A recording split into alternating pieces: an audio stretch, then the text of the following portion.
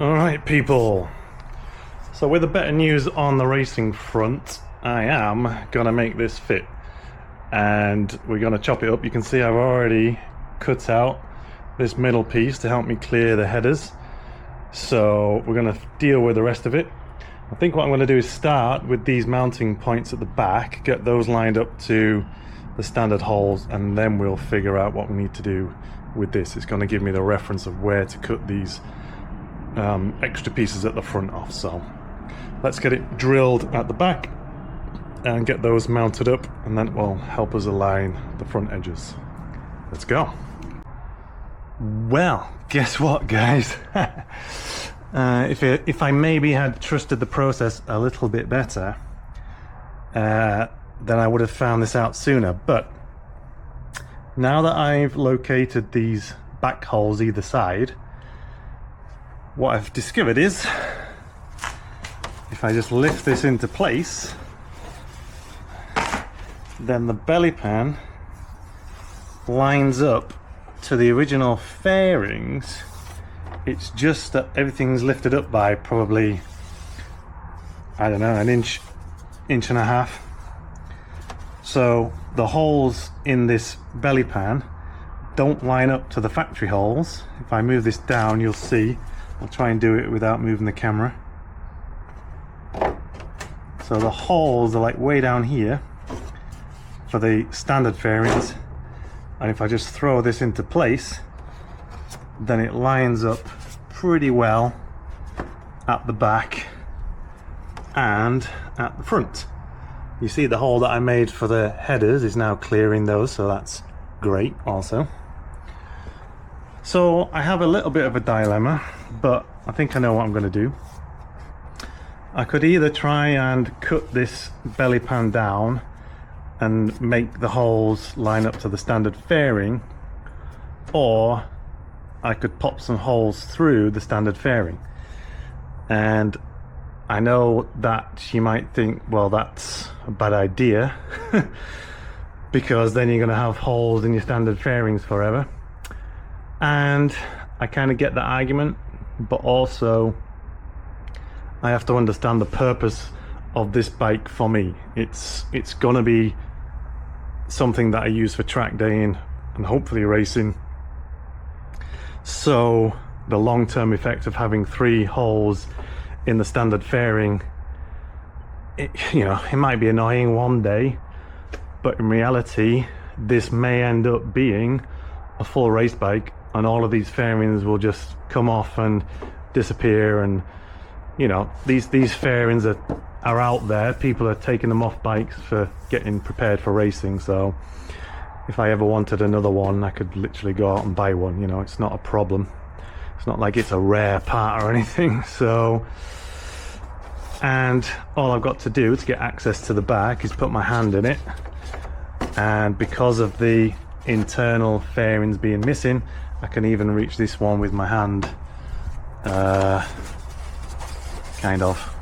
Once that inner panel's out, I'll be able to reach it to put a nut on the back or something. So I think that's what I'm going to go with, to be honest. And you might disagree with me, but that's fine. This is my bike, and needs to do what I need it to do. So I'm going to get the drill out, and I am going to drill through the original fairing. And worst case, if I ever go back to standard fairings, I'll just put some bolt heads through it, tighten the bolts in, and there'll just be some bolt heads there, and it'll kind of be a little bit more unnoticeable, especially if I use some black ones or something. So alright, well, I'm going to get to drilling, and you can all cringe behind the camera if you want, behind the screen or whatever, but that's what I'm going to do. So yeah, here we go, we're all in. Okay, so we've got the middle bolts drilled either side, and just before I went any further, I'm checking for clearance around the header pipes, both underneath and wherever there's a potential touching point. Now this point, we know we've got to make an adjustment to clear the canister there, but it's looking nice. So you can see here, if I get my camera in as best I can, we've got clearance at the front of the headers.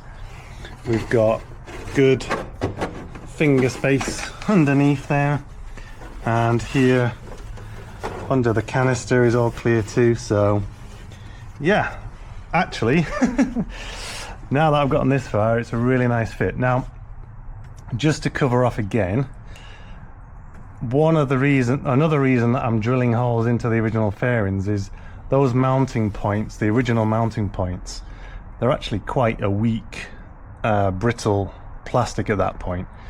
So using holes that are away from there and further up actually feels like a stronger way to mount to the original fairings too. So yes, it's not going to look ideal if I ever remove this, but it's serving a purpose for now and is doing a good job. So now that we've now that we've gone with this plan, the fitment is really nice, fits well against the original fairings, and I'm quite happy with it.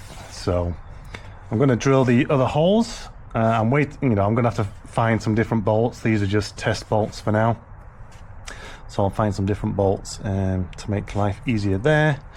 But yeah, looking good so far. I will drag it out into the sun tomorrow and show you what it looks like finally. So I'll just finish drilling these holes tonight, and then you'll see the result in the morning. Okay, well, I was too excited to see what it looked like before tomorrow, so I've just dragged it out. I know the light's fading, but you get the idea. So it fits really well, actually, looking at it. So I'm very pleased. I'm trying to give you some good angles of the bike. So there is another fitment point there that I've drilled, so that's fitted. So looks nice and central around the middle of the bike. This is what it looks like from this side. Sorry, I want to kneel down on the floor here. So this is also important to get good clearance from the wheel, especially when it goes, the suspension compresses. You want to make sure this is clear so that the wheel can travel upwards, which it is. So I do have to, because of where this hole is right here, it would be covered at the back by the inner panel, and the inner panel holds the regulator rectifier for charging the bike whilst you're running. So there is a relocation method that people use to use these bolts here against the side of the radiator, and with a little bracket made up, we can move the regulator to that area there, so it sits behind the fairing. And so we should have access to the back of the bolts, which is going to be useful because I'm going to put nuts. Just going to use bolts and nuts on this, not the fancy Zeus fasteners, I don't think, at this point, which I have done before on other bikes as well, so it's not an issue for me. I don't imagine taking this on and off too many times. I know we have to take it off for the inspection on the race day, so whatever, I'll do it then. So yeah, looking good. So I'm gonna just put some, some of my decals on or something. We need to figure out where the race number would live, because it'll live, we'll put the number on the side here somewhere, so we'll make sure we've got space for that, and then maybe some nice little Yamaha or whatever decals on there. So yeah, looking good. I might talk to you again in the morning about the fact that we're going racing with the horde power intake, which means that we can't run in the super sport category for the lightweights, at least with Azra. So we've got to do a little bit of thinking as to whether we want to take that off again to run in the super sport category, or do we leave it in place and run in some of the other categories like lightweight super bike, which I don't know if this would be anywhere close to being competitive. I can't imagine it would be in that category. We can run in like a Thunderbike class, and we can run in the GP, GTL category. I won't bore you with what those are, but essentially you can run whatever you want and you just put into an engine category at that point. So there are still options. Doesn't mean we can't go racing or whatever. So yeah, need to have a think about that. But at the very least, I'm glad we've got the belly pan in place. So happy so far. So all right, I might talk to you a bit more tomorrow. So come back and see what we've done with making that a little bit prettier. So all right, bye. All right, it is the next day and I'm doing some odd jobs on the bike, so you'll see what they are in a minute. But this is something that I wanted to do for ages, was just make a way where I had a quick reference of the torque, especially for the bolts included when you're changing the wheels, because often you can be in a rush to get them changed if the rain's coming or something like that, or you're swapping from rain to dries. So having a quick reference of the torque values required for the front caliper bolts, the front axle pinch bolt on the front, and then the rear nut itself. You can argue if that rear nut's too tight value, but that's the factory spec, so that's what I've listed. And so yeah, it's right above my Newton meter scale on the torque wrench. So I thought that was a useful tip, and I was going to put these on the bike in the various locations of the bike, but then I thought, well, why not have it on the torque wrench itself, and then it's there ready. So yeah, interesting idea, I thought.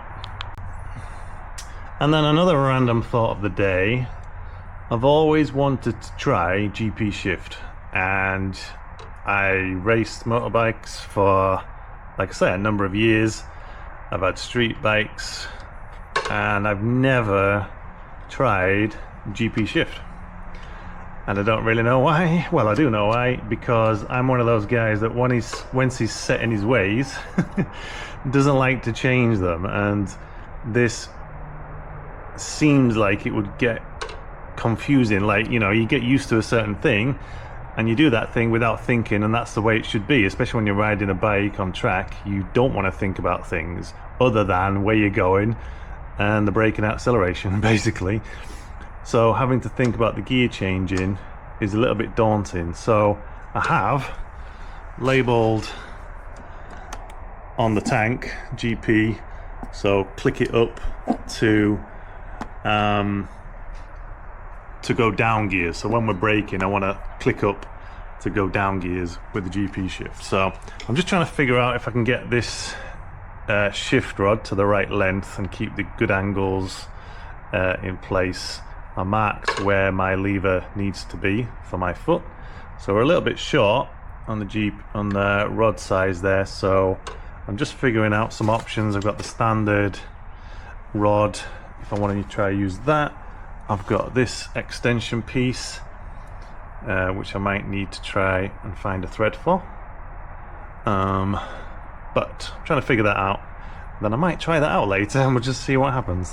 A very gentle, thoughtful ride whilst I get used to it, perhaps.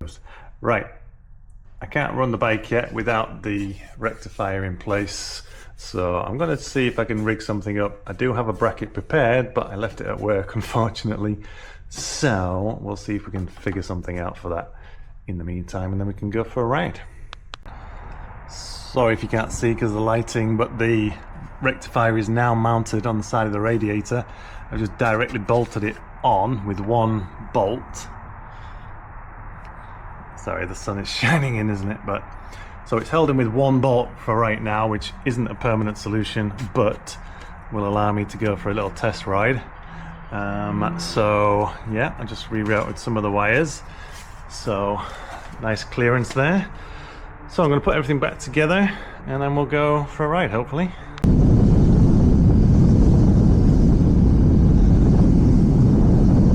Okay, well, that was a bit embarrassing. I realised that when I went out for my ride that I'd changed the mechanism in the wrong way. So I'd still got standard shift actually, so I had to jump off the bike, take my helmet off and quickly rearrange. So now we do actually have GP shift. So it definitely is taking me some thought. Like, I had to think then which way I was going to go to get back up to third. And because I rushed the mechanical adjustment,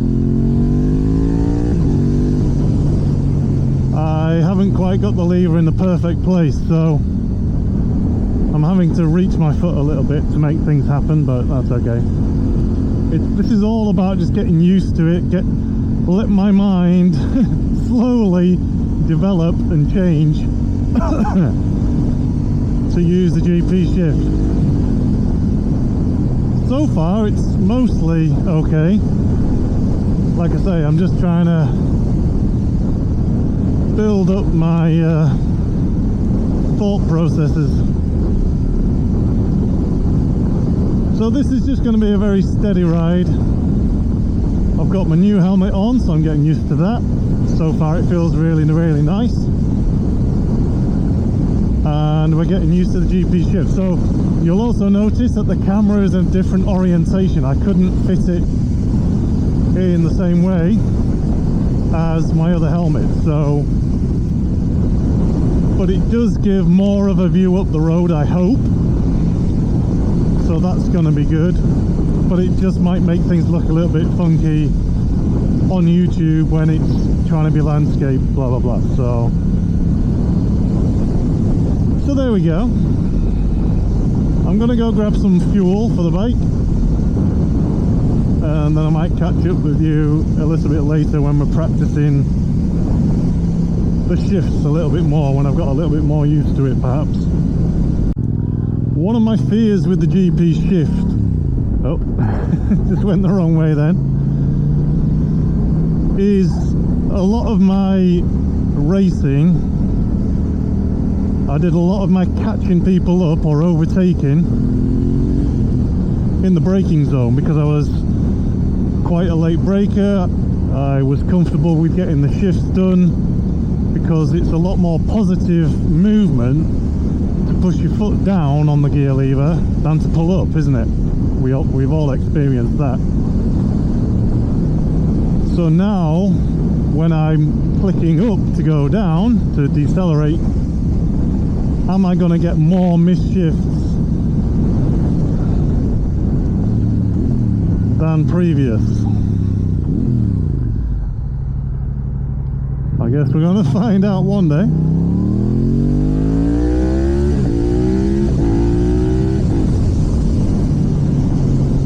However, I really like the GP shift for the acceleration phase. That already feels really nice. And I can understand why people do it. Obviously, I've always understood why. I've just been too afraid to do it. So, we're going to go get some fuel and then I'll catch you back up in a second. Yeah, so it's getting some used to be honest. It's taking some time to really get this to sink in, which is kind of what I expected, and the more I just ride the bike, the better it's going to be, of course. So that's what we're going to do. So hopefully with the new weather, with the warmer weather on its way, we can do some riding to work as well, and that will definitely, hopefully after a few rides into work, we will have it dialed in and it'll be natural. Well, I'm having a lovely ride out. Look at this beautiful lake over here. Can you see that beautiful lake? It's got a few dead trees in it and like, can't it? But it's a lovely little lake. Look at it. What's this place called? Almond Marsh. Beautiful. I'm taking a little bit of a scenic route back to home. We have a lake over that side. We've got a little bit of water on this side, look. It's almost like, look at that, somebody's backyard is that, look at it. It's absolutely wonderful. Imagine that's your backyard. There's another little pond over there. Absolutely lovely, isn't it? Look at that sunshine over there and all. Totally wet. Absolutely beautiful. Oh, sheep! What sheep? Some dude's got sheep in his yard. It is proper Yorkshire over here, isn't it? Oh, look at this. Let's go!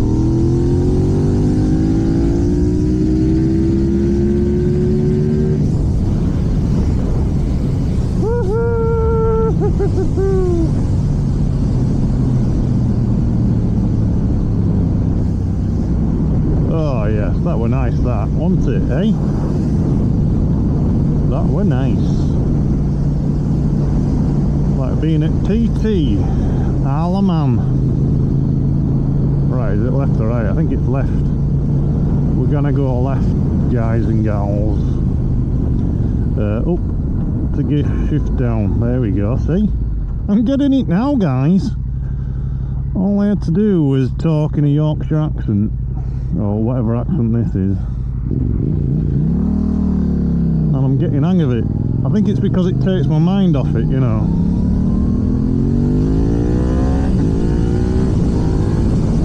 Oh yes,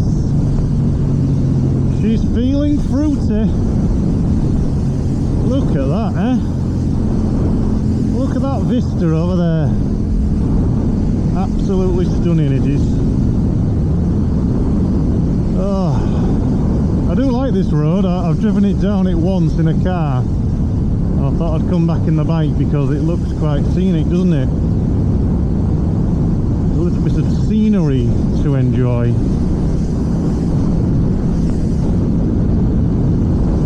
I can't remember where it goes, like, so we might get lost, but nothing wrong with that, is there? Nothing wrong with getting a bit lost on your motorbike. Totally wet. Bloody beautiful out today. Sun is shining. The winter blues have disappeared over 60 seconds when I got on this motorbike. Bloody fantastic. So yes, I realised that I'd gotten this wrong as soon as I went to go for a ride. So now we put it on the left side. That is the GP shift pattern. Sorry. Now that this has moved from here to there, that's all you need to do. So that was a bit embarrassing, I guess. So I'm just gonna figure out if I truly needed this spacer again, and because this is too high at the moment, it's too high this way, so I'm going to figure this out and rearrange it, and then I'm going to take the belly pan off to look for any signs of heat distortion or anything like that, and then we'll get some of the decals and the numbers figured out. It might not be this weekend, but anyway, I need to get this off to attend to this bracket for the rectifier too. So I'll give you a quick look at this as well. So I purchased this week to help me get around the tracks and things in between sessions, and just, you know, to be a bit more mobile around the track. I found myself at the track days rushing to get back to a riders meeting after just coming in and not being able to make most of them. So by having a little bit of transport, this electric GoTrax scooter is really going to help me save my aching bones and help me and anybody that's with me just get around the track. You know, if I'm out on track and the girlfriend wants to go and view at a certain position, she can whiz off on this thing rather than having to walk all the way there. So really good. This was at Best Buy. It's the GoTrack XR Advance. I might do a separate video on it. I've got an idea for that, but yeah, so far it looks really good. It was on offer, so after taxes even, it was like $250, so really good. It does 15 mile an hour and has a 14 mile range, so very pleased so far with this, and I'm sure the family's going to love it over time as well. So watch out for a video on this coming soon. Well guys, I've actually realized how long this video is, so I'm going to leave it there for today. So excited about the GP shift, getting used to using that, and that the belly pan fits, so that's great. Yes, you can see the holes that now exist in my original fairings. I'm really not too concerned about that myself. I'm sure some of you might be, but that's okay. It's my bike. So, and you know, they don't really stand out once you stand like 2 feet away from it. Anyway, thanks for watching this one, guys. I'll be back soon with another one, I'm sure. And thanks for watching this. And if you can, like and subscribe and all that good stuff. Leave a comment on anything that you've seen today that's caught your eye, or you know, you want to talk about. Anyway, bye for now, guys.